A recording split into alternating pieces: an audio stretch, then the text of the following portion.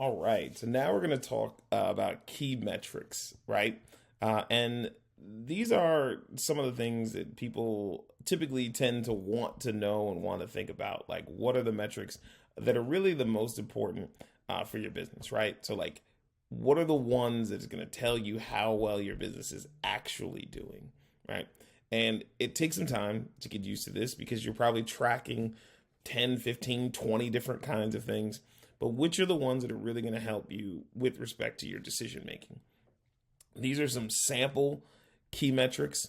Again, I'm not going to go through all of them because some of them are related to individual businesses, but some are universal, and those I will mention. So things like customer acquisition cost, right? What does it actually cost you to get a customer, right? You should know this number. You need to know this number because if you don't know how much it costs you to get a customer, how do you know that it's aligned with what you want to actually be spending to get a customer, right? If what you sell is $30 and it costs you $90 to get a customer, that is not a recipe for success long term. Now, that kind of dovetails with customer lifetime value. Now, if it costs you $90 to get a customer, but the lifetime value of the customer is $10,000, then that makes sense, right? And you could even increase dramatically what it would cost you to get that customer if over the lifetime of having that customer, you're actually going to make a lot more money from that customer.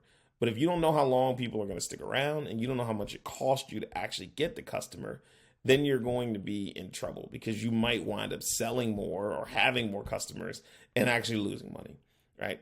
So those are some kinds of things to where you can look and you can see, and that can tell you something. If you say, hey, wait a minute, my customer acquisition cost is way out of line with where I want it. Now you can make decisions on things like marketing or things like how you're actually attracting customers or maybe prices. You need to change the price of your product. All of these things are really, really important, and you need to make sure that you, like I said, kind of know them. Same thing with things like net profit margin or lead conversion rates. There's some other ones on the other side that you can kind of go through and look at. And I encourage you to explore, right? What are some other metrics that businesses that are similar to yours are using to determine whether they're actually doing a good job and if the business is thriving, right? What you don't want to do is have a scenario where you're selling more, where you're having more clients, and you're not making any more money because some of these things are kind of out of whack, all right? One of the other challenges, too, is sometimes people can have metrics and they think that things are going really well, but they're what we call these vanity metrics, right? And the vanity metrics don't really tell you all that much. They give you a flat number and sometimes they look really good. And maybe for marketing purposes, it might be cool to say, hey, we had, 1 million visitors, to our website or over the last year.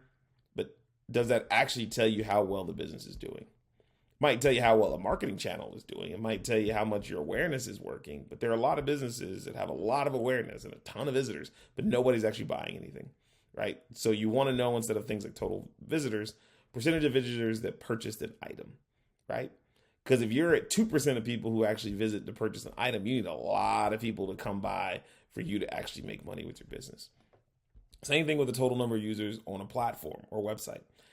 This is a big one, especially sort of in the tech space, or you hear it all the time. We have 1 million users, right? But how many people are actually going in constantly? And how do you define that user, right? Same thing with social media. Number of likes or shares or followers, right? That only matters if it is converting directly into sales or converting into awareness, which is then converting into sales. If not, it doesn't actually matter as much as people think that it does. And so you want to be careful. When you have a metric, you should say, okay, what does this tell me about the business? And does it tell me that the business is actually doing well or not?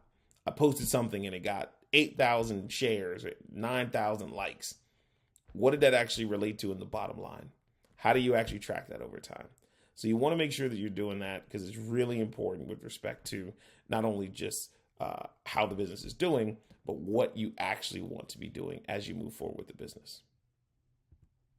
So take some time. This sometimes can be a little frustrating for folks, but I want to make sure that you give yourself enough time to really think about, what are you tracking? What are you tracking that you used to track that you don't track anymore? What do you want to track moving forward? So take 5 minutes or so and just really stop and pause and think about that.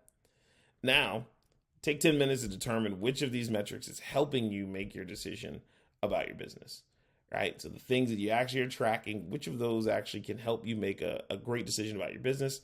And then I want you to write down 3 key metrics that you want to track that will help you identify the health and the growth of your business. Now, those might be some that you already are tracking, but if you found some that you've been looking at or thinking about that are like, wow, I really need to be looking at this, write those down and then start to think about how you can start to get that data, how you can start to get that information so that you can implement it across what you're doing with your business to make sure that your business is healthy, thriving, and that you're moving forward with it.